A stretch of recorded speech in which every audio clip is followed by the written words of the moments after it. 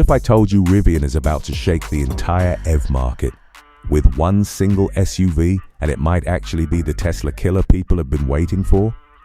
But here's the twist. Not every version of this car makes sense. Today, we're diving deep into the all-new Rivian R2 lineup, and trust me, by the end of this video you'll know exactly which variant is worth your money and which one you should skip completely. So let's start with the basics. The Rivian R2 is built on a completely new mid-size platform, smaller and lighter than the R1 series, but still designed to feel rugged and practical. It sits on a 115.6-inch wheelbase, has an overall length of 185.9 inches, and offers 9.6 inches of ground clearance. That means it's not just a city SUV, it still carries that off-road Dina Rivian is known for, with 25-degree approach and 26-degree departure angles. In simple words, it looks compact, but it's more capable than most people expect. Now let's talk about the variant everyone is going to hype, the performance model. This is the one launching first in spring 2026, priced at $57,990. And honestly, this thing is quick, like seriously quick. Dual motors, all-wheel drive, 656 horsepower and 609 pound-feet of torque. That's enough to launch this SUV from 0 to 60 in just 3.6 seconds. For something that looks like a practical family EV, that's kind of insane. But speed isn't everything.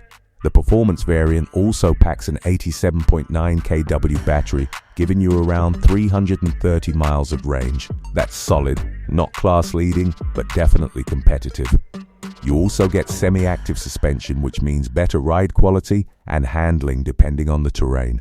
Add to that 21-inch wheels, heated and ventilated front seats, heated rear seats, and a 975-watt sound system with 9 speakers, and suddenly this starts feeling like a proper premium package.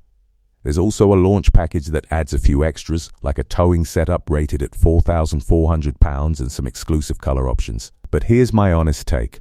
While this variant is powerful and loaded, it might actually be overkill for most buyers.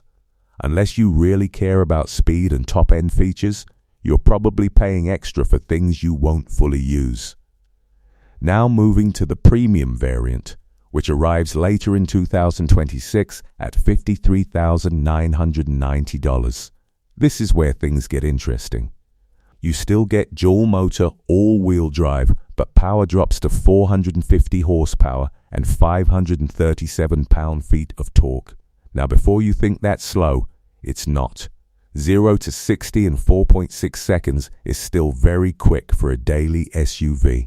The battery stays the same at 87.9 kWh, and the range is also around 330 miles.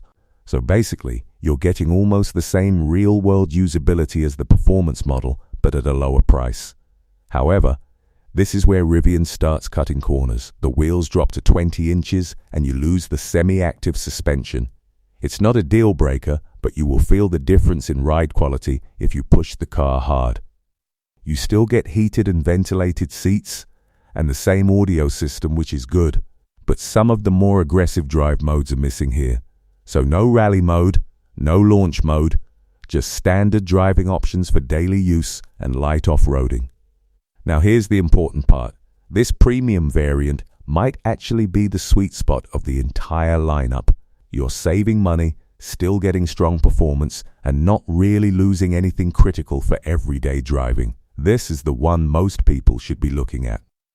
Next up is the standard long-range model, expected in early 2027, priced at $48,490. This is where Rivian starts targeting budget-conscious buyers. You get a single rear motor producing 350 horsepower and 355 pound-feet of torque. Now yes, it's slower, 0 to 60 in 5.9 seconds, but let's be honest, that's still perfectly fine for daily driving. Here's where it gets interesting. Despite being cheaper, this model actually offers more range, around 345 miles. That's because it's lighter and less power hungry. So if your priority is efficiency over performance, this one makes a lot of sense. But of course, there are trade-offs. The interior is simpler, only heated front seats, and the sound system drops to 525 watts with 5 speakers. Wheels are now 19 inches, and overall, the premium feel takes a bit of a hit. However, Rivian does offer an option to add a second motor if you want all-wheel drive, which is a nice touch. Finally, we have the base standard model coming later in 2027 at around $45,000. This is the most affordable way to get into the R2 lineup. It uses a smaller battery, still paired with a single rear motor producing 350 horsepower. Range is expected to be over 275 miles, which is decent but not impressive. Rivian hasn't revealed full details yet, but it's safe to assume this version will be pretty basic. Still, it keeps the same overall design, space, and practicality as the higher trims, which is a big plus.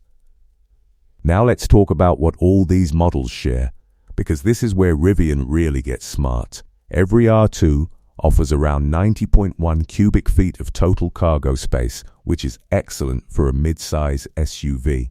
You also get a front trunk, or frunk, adding even more storage. Inside, there's enough room for 5 adults, making it a proper family vehicle. Charging is another strong point. Every model comes with a built-in NACS charging port, which means direct access to Tesla's Supercharger network. That's a huge advantage. You can go from 10 to 80% charge in just 29 minutes, which makes long-distance travel much easier. There's also a standard driver assistance system included with a 60-day trial. After that, you can choose to pay monthly or buy it outright. It's a smart way to let users test the system before committing. When it comes to design and customization, Rivian is offering some really cool options. Colors like Catalina Cove, a unique blue-green shade, and Esca Silver give the car a premium look. Wheel options range from 19 to 21 inches, with both all-season and all-terrain tires available. Inside, the cabin follows a clean, modern design. The standard dark volcanic theme gives it a slightly moody vibe, while higher trims add birchwood accents for a more premium feel. The steering wheel is haptic, loaded with controls, and in front of you are dual digital displays that handle everything from navigation to software updates. So now comes the big question. Which R2 should you actually buy?